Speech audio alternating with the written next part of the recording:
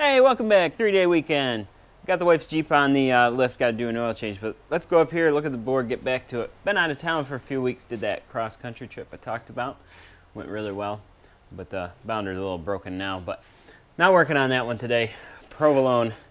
I'm waiting on bearings, but a buddy of mine's going to loan me a bearing so I can just ride it in the meantime because I got the new belt. I want to do a break-in on that. The rear brakes are in. Going to work on that. And then we've got Dwight. That's going to be a pretty major project. I don't know if you remember, but that's the one that's been burning a lot of oil. I think it's the valve stem seals. So we're going to do that, which means tearing the head off of the thing. So I've got a new head gasket, new valve stem seals, a couple other things sitting around for that one so we can get started on that. So let me get this Jeep oil change done. That's all it's in here for. And then we could bring provolone in here, get that going.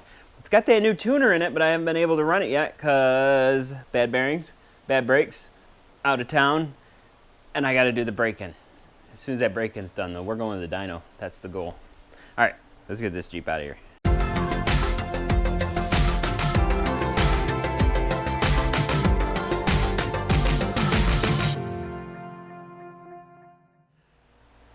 Got the wife's Jeep out of here, got provolone up on the lift, and we're going to be replacing the belt with this one that came with the tuner. And then we'll be starting with the belt break-in procedure. That'll be fun. And I've got this bad bearing. I showed it in one of my previous videos.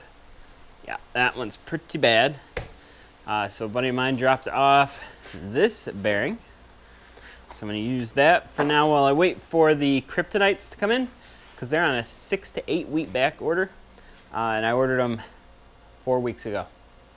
Still got some time before those come in, and I want to ride, start breaking in this belt. So got a new one of those, and that brake pad is completely gone. I think all the rears were pretty bad, so I have new brake pads to throw on there too, but I'm going to start with that belt.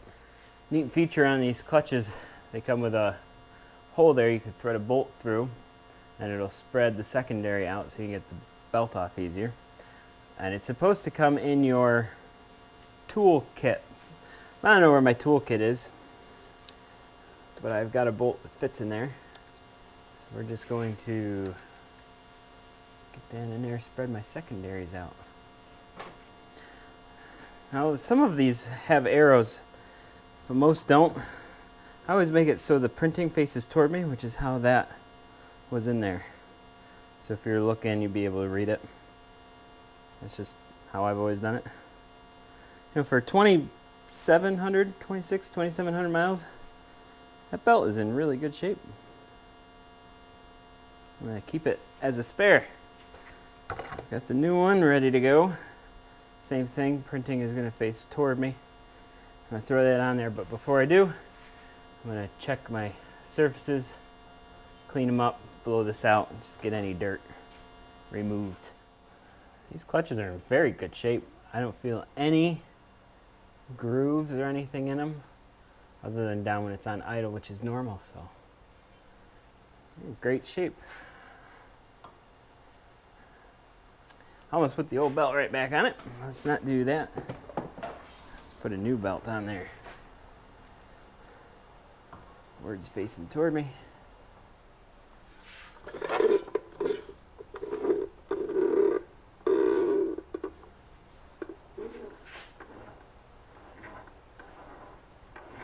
Get that belt right back up where it belongs.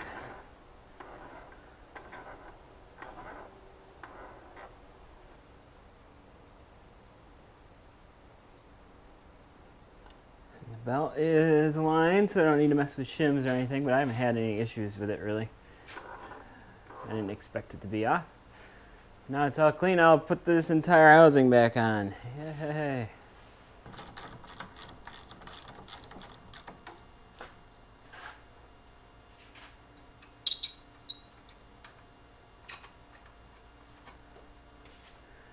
Two 15mm bolts holding that thing on. And the second one is up against that trailing arm. I've got a little shortcut to save you some time if you've got a ratchety box wrench. This is the bolt we're working on. And if you've got one of these guys, you can take it out right up against that frame, and it'll be enough you can get the caliper out. Whew, there we go. Got it. Back of the caliper, we got a 5mm Torx. Sorry, not Torx. Hex. Allen, whatever you want to call it. Pop that out. And now we'll have enough. We should have enough play to get the brake pads out of the way. This is really being stubborn. The side where I took the screw out, it's just got to slide back a little bit, so we'll set it against the rotor. Give it a couple of taps. There it goes. Now I have enough that I can get my brake pads out of there. Man, just in time, it just started touching. This side's fine. Just started touching. That was due, a couple 100 miles ago at least. Throw some new brake pads in there. I'm going OEM on this one. Plaquettes de frein. Brake pads. Because the OEM ones lasted me 2,700 miles with no complaints. That's pretty darn good. No sense in trying to cheap out. I got to tap that thing back again.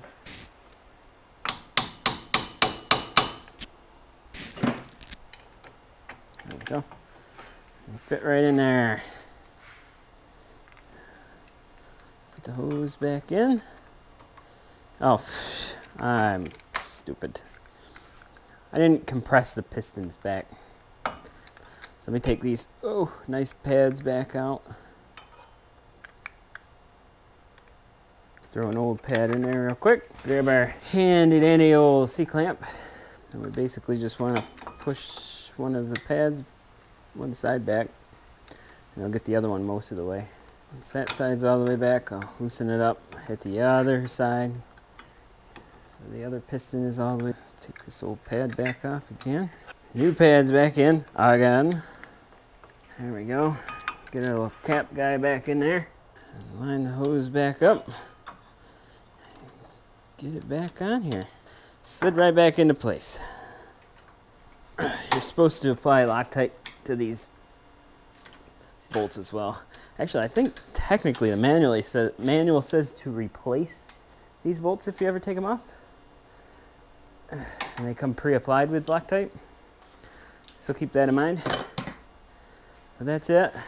We got new brakes on the driver's side. So I got to do the passenger side. Pretty much the exact same thing, but as long as I'm over there, I'm going to tear it apart and put a new bearing in it. Well, I've been over here pulling this hub off. Tell me, you think this is bad? There's not much left of that bearing. Yeah, that's toast. The best part is the inner race is still on here, and usually that means I'll be cutting it off, so I don't know. We'll see if I can get it off without having to cut it, but usually that's a Dremel with a cutting wheel, and you try to get it off of there. Man, that is really bad. Got lucky, soaked it in PB Blaster, and it came right off. I've had those C's tight. You have to cut them off with a Dremel. So, that's good. I got the new bearing pressed in there. Let me show you the old bearing if I can find it. It exploded out of there. There's not much left of it. Both raceways were blown out of that thing. Well, the second one was partially blown out. The press took care of the rest of it. Yeah, no innards, just that one. Fortunately, out of my ball joint kit, there was the perfect size collar, and it was caught on the inside. I was able to push it out. But if that didn't work, then one of the raceways fits down in there, and I could use that to have pressed it out. But we got it. Not much left of that bearing. It might be one of the worst ones I've ever pulled out. And geez, it was fine 50 hours ago. So I'm gonna put this hub back on there and get it all back together. Normally I would grease it at this point, but that bearing's coming back off as soon as my kryptonite bearings come in. So I'm just gonna put it back together as it is. So we're making progress. Maybe I'll get to drive this today. Wouldn't that be a change of pace? She's back together. New brakes, new bearing on that one. The rest still have marginally bad bearings, but it'll be good enough. I can drive it gently and get the brake-in started on that belt. So I think that means that this is back to green light. Oops, hedge a little too low. Back to green on the old provolone. Oh, it is due for service though right now. Well, I'm going to do that in a separate video. But 250 is an easy one, even though it's kind of a milestone. 250 hours, it's an easy service. Yeah, so I'm going to do the service video real quick. That won't take me long. And then, Dwight. I'm going to have to start on Dwight. I got to order brakes for Jade. The Bobcat, I'm putting it back together. I have a welder coming for the dozer, so that'll be taken care of. But yeah, the front brakes are bad on that one. Oh, and Lorraine, but I could drive Lorraine. Dwight. Let's bring in Dwight. I might start that tomorrow. It's getting kind of late in the day to be starting a new project on Dwight. I've decided that I'm going to do a separate video just dedicated to this particular project, so I'm not going to show you every step of the way on this particular video, but watch for the other one and you'll see what we're doing here. Also, the number one thing I get comments about is how you're doing the machine and it's dirty and all that. This is what a machine looks like. It's pretty darn clean. I power washed it forever today. I even opened up all the panels and I power washed inside. It looks clean, right? Well, I'm sure when we get in there, it'll be dirty, but I think I'm gonna do it without taking the bed off. I think I can just pull the head from here. I don't know, might be harder to work around the box. Haven't decided, but check out the other video. I'm gonna go for it, see what happens. So that's gonna do it for me today. I really appreciate every viewer and every subscriber. If you haven't done so already, hit that subscribe button, keep up with all the latest videos. And I really appreciate all you members. You guys are amazing and the ones that make this possible. I really appreciate the support. All right, thanks again for watching, and I hope to see you here for another video on 3-Day Weekend.